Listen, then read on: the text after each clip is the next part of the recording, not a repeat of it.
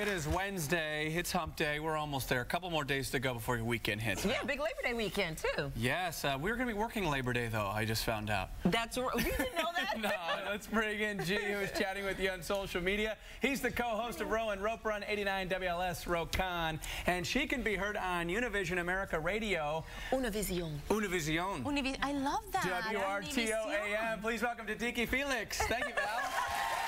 No, you're fine. But every time... That's the proper way to say it. No, but I mean, it's okay if you say Univision, but I like to bring out the Univision if I can. Univision is good. Suzuki, Kawasaki, Mitsubishi, not necessarily. Tsi-tsi-ki will be fine. Yes. Whatever she said, it sounded sexy. I don't know. Yeah, what did you just say?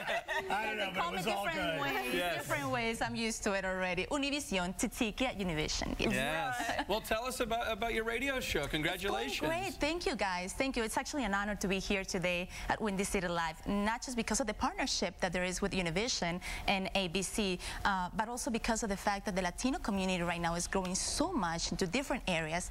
And the talk show that right now I have every day, Al Aire con Tsi-tsi-ki, that's the name of it, and it's actually on the air with Tsi-tsi-ki. Okay. Yes. Okay. There you go. Now with tzatziki sauce, as the Greek sauce is called, but there's so many subjects that we talk about, you know, such as education, immigration, health.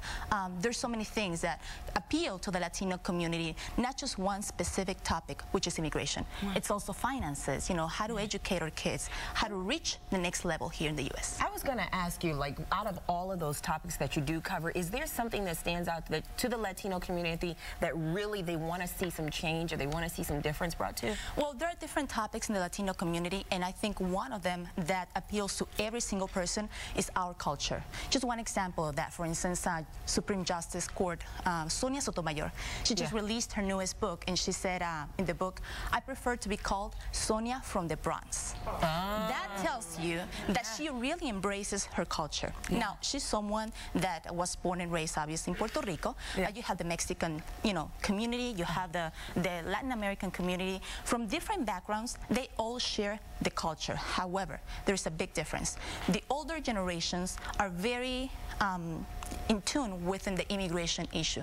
The newer generations are trying to reach the American dream as well as getting the education, the best economy, the best finances they can get, and work. Well, they can't be happy with Congress and what they're doing with the Dreamers Act. Yes, they got to be upset about that, right? Yes. There is also, there are different things that you have to consider when it comes to immigration.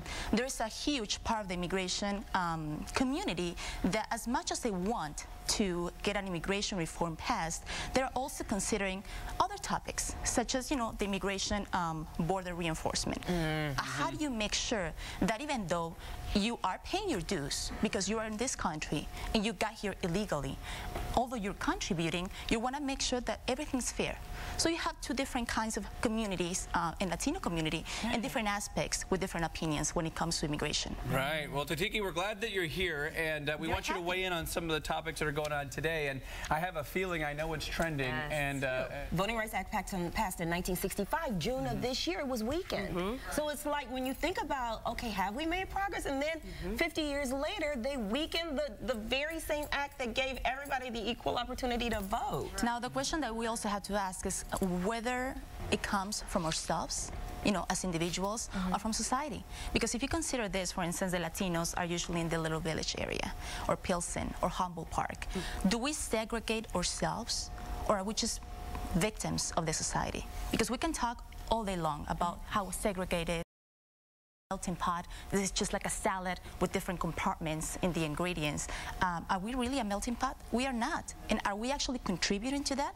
Maybe we are. Speaking to that, about whose responsibility it is, if you think about the civil rights movement, it was a youth movement. It was young people out there. You think about how old, you know, the great Dr. Martin Luther King Jr. was. He was, what, 34, 35 when he gave the speech? Representative John Lewis, when he spoke there. And says that the media has basically misconstrued the Pope's quote when the Pope was saying, "Who am I to judge?" The famous quote that the Pope made about gay rights, gay marriage, about gay priests in the Vatican. And Cardinal Georgia is kind of on fire. Yeah. Cardinal sees red. He's pretty... That's a very good statement that shows you exactly what's going on.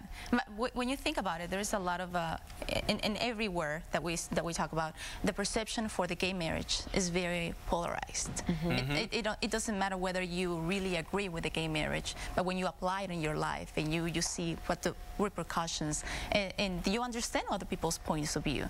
Now, also the media has a lot to do, and I'm sure you guys agree with me. When you edit what someone, in this case the Pope, says regarding the gay marriage, you say a phrase and you don't necessarily go with the whole speech because we don't have the time in the media outlets, and it's very easy to maybe misconstrue something that he said.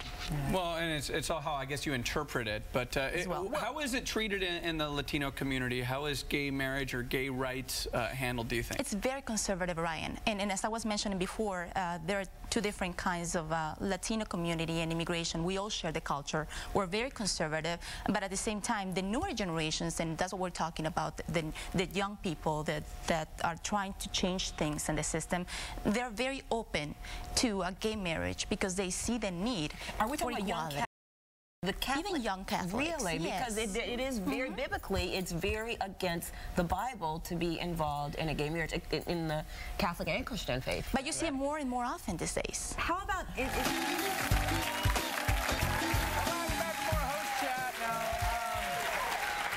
Was everybody up here spanked as a child? Was everybody spanked? Yes. Spanked? Yes. Spanked? Very much spanked? every day. Yes.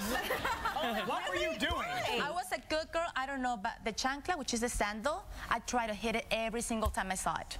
You tried? You try to hide it? Yeah. Because every time it's what being thrown away. You're talking about a sandal that you put on your foot. That's how it's called, la chancla. Yes. Yeah. Or the belt, whichever it's. I don't know why. I think it's a cultural thing. You know, the Latinos is like, okay, you're gonna get it if you don't behave. Yeah. That's just the way it is. Yeah. Now, is it good? I don't know. I think white people on the same page with my parents. Yes. I always thought that like the white people kind of do like the timeouts. And I think they do now more. Okay, sit 1, 2, 3. I think more and more that's the way a lot of cultures have gone, but not for me. My dad was a woodworker and he made his own paddle.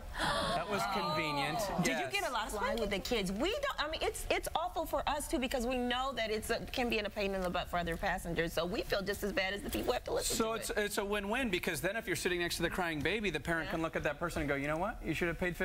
But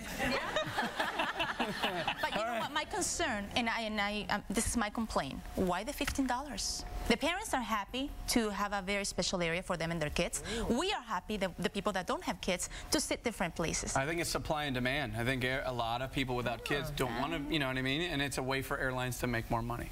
Yeah, that's where I wanted to get more money for the airlines. We didn't get a chance to get to the smartphones or the smart watches. They launched September 4th. We're going to talk about it more tomorrow, so you got to check that out. It's pretty wild. It's going to change the world again. Yeah, and Tsi-tsi-ki, thank you so much for coming. Thank you guys. You've been a lot of fun this morning. Thank you. Great. Thank you so much. You come back anytime. Absolutely. All right, coming up next, Kelly and Michael. We sit down with them, and then later back to school fashion without breaking the bank. We'll be right back.